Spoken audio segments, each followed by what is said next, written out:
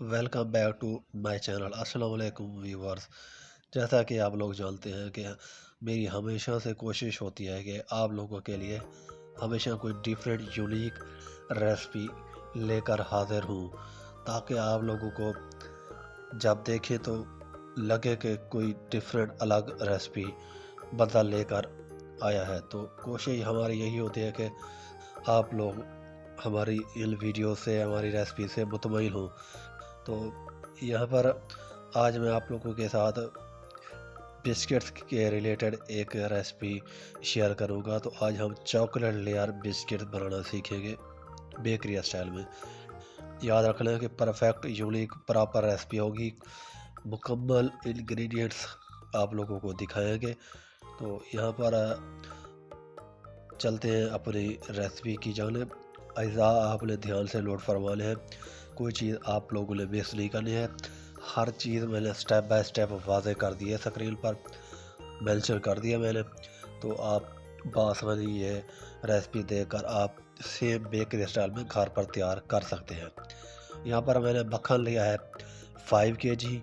Normal room temperature पर लेना है, फ्रीज़र में से निकाल लेना है।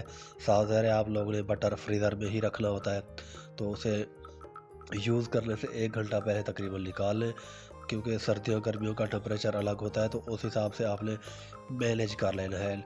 देखा है आप लोगों ने जैसा वीडियो में, इस हिसाब से अगर आप मशीन के साथ इस्तेमाल करें, हैंड बीटर, मिक्सर मशीन जो भी, तो इतना रखना है। अगर आप हाथ की मदद से तैयार करेंगे तो फिर आपने थोड़ा इससे भी ज़्यादा नरम रखना है मक्खन को, ताकि आसानी से ईज़िली बीट हो सके हाथों की मदद से।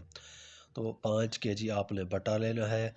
पाउडर शुगर आपने ले ली है 3600 ग्राम। पाउडर शुगर याद रखना है, चाहे आप घर पर घरेलू शुगर को आप पाउडर कर लें या आप ऐसे शुगर ले लें, जो भी ले लें आप लोगों की मर्ज़ी है। अब तकरीबन 2 मिनट बीट करने के बाद पाउडर शुगर और बटर को, उसके बाद आपने कंडेंस्ड मिल्क तकरीबन 150 ग्राम ऐड कर देना है और फिर बीट करते रहना है, जैसा कि आप लोग वीडियो में देख रहे हैं। तो उसके बाद आपने 10 ग्राम नमक साल्ट ऐड करना है और साथ ही 3 अंडे आपने मुकम्मल होल एग्स ऐड कर देने हैं।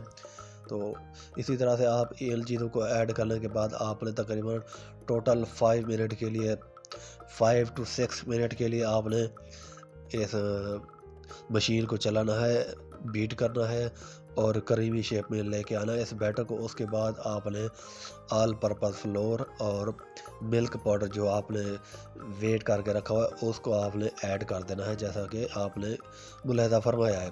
तो यहाँ पर 6.3 केजी ऑल पर्पस फ्लोर हम जो मैदा यूज़ करते हैं वो ऐड करेंगे और 465 ग्राम आपने milk powder, full cream milk powder आपने ऐड कर देना है। ब्रांड आप जो इस्तेमाल करना चाहें वो आप लोग अपनी चॉइस के ऊपर कर सकते हैं।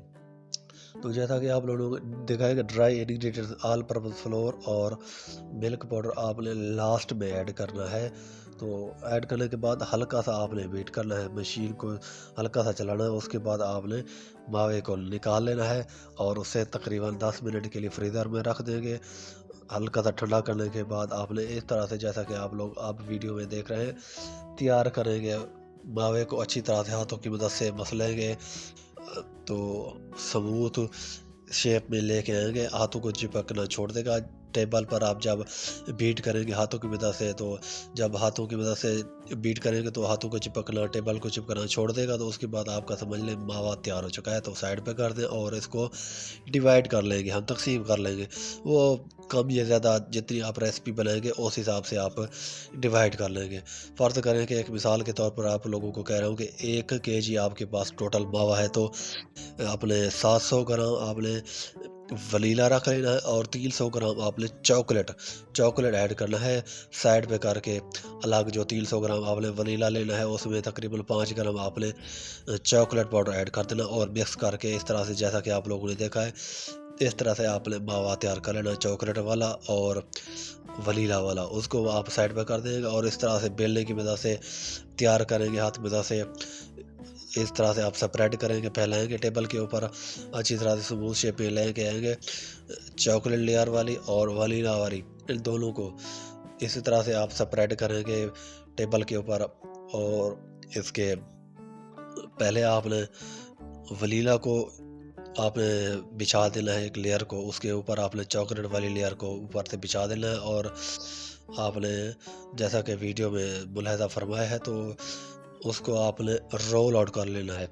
रोल आप तैयार कर लेंगे इस तरह से, तो प्रॉपरली आपने रोल को तैयार करना है। तो साइज़ का आपने ध्यान में रखना है इस चीज़ को, साइज़ आपका कम या ज़्यादा ना हो।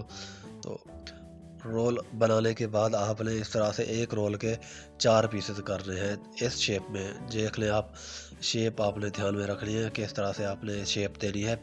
इस शेप को आपने बारीकी से देखना, ध्यान में रखना है इस चीज़ को। इनको 4 पीसों में तक़सीम करने के बाद एक रोल को, तो उसके बाद हम ऊपर वाली लेयर जिससे हम इन रोल्स को पीसेस को कवर करेंगे, ये हमने एक अलग से डो को, वनीला डो को इस तरह से स्प्रेड करना है, फैला देना है, और बेलने की वजह से इसे स्मूथ शेप में लेके आएंगे। इस तरह से आप ये वाले जो आपने रोल को कट आउट कर लिया था, तो इनको आप कवर कर लेंगे ऊपर से। तो ये देख लें, इस तरह से आप कवर करेंगे, ऊपर से वनीला की लेयर दे देंगे।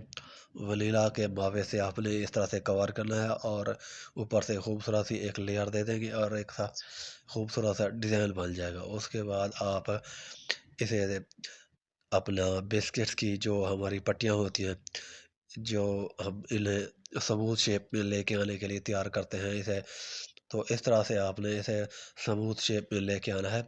इन पट्टियों को आपने, बिस्किट की ये लकड़ी की बनी हुई पट्टियाँ हैं, तो ये आप आसानी से बेक हाउस से मिल जाती हैं, आप ले सकते हैं बाज़ार से, तो आसानी से ये आपको मिल जाएँगी। तो इनकी मदद से आपने इन्हें प्रॉपर शेप में लेके आना है। इन पट्टियों को आप किसी और चीज़ का भी इस्तेमाल कर सकते हैं टाइम पास करने के लिए। ज़रूरी नहीं है कि आप यही चीज़ें बनवाएँ तो आप इस्तेमाल करें। आप किसी और चीज़ का, कोई चीज़ आपके पास घर पर पड़ी हो, तो उसकी मदद से आप गुज़ारा कर सकते हैं, मैनेज कर सकते हैं आप लोग। इस तरह से आप इन्हें अच्छी तरह से ठीपने के बाद, अच्छी तरह से स्मूथ में शेप में लेके आने के बाद, आपने इन्हें तकरीबन 20 मिनट के लिए रेस्ट देनी है। 20 मिनट के लिए आपने फ्रीज़ कर लेना है, फ्रीज़र के अंदर रख देना है। 20 मिनट के बाद ये, चूँकि ये थोड़ा-सी ठंडी हो चुकी होंगी और सख्त हो चुकी होंगी, तो उसके बाद आपने इन्हें काटना है। चलो ये देख लें, माशाल्लाह से 20 मिनट गुज़रने के बाद ये हमारे बिस्किट्स कटाई के लिए तैयार हो चुके हैं। तो अब हम इनकी कटाई करेंगे। तो इस तरह से आपने तकरीबन हाफ़ इंच की चौड़ाई के हिसाब से आपने इन्हें कट आउट कर लेना है, और इस तरह से बेकिंग ट्रे में सजा देना है, और हम बेक कर लेंगे तकरीबन 25 मिनट के लिए। लगभग 25 से 30 मिनट के लिए अमूमन ये बिस्किट्स तैयार किए जाते हैं। तकरीबन 140 के टेम्परेचर पर इन्हें बेक कर लेना है, ज़्यादा टेम्परेचर आप नहीं रखेंगे। तो अगर आप गोल्डन ब्राउन कलर, अपने खूबसूरत कलर लेना चाहते हैं, तो इस तरह से तकरीबन 25 मिनट लगे हैं। याद रखना है कि ये येलो कलर आप लोगों को नज़र आ रहा है, तो आप अपनी मर्ज़ी से चॉकलेट और जो भी आप कलर ऐड करना चाहें वो आप दे सकते हैं। डिज़ाइन डिज़ाइन मैंने एक बार आप लोगों को दिखा दिया, समझा दिया है, तो चॉकलेट वाला, और बाकी आप लोगों ने अपनी मर्ज़ी से जितने कलर देना चाहें, रेड वेलवेट या जो भी, आप दे सकते हैं।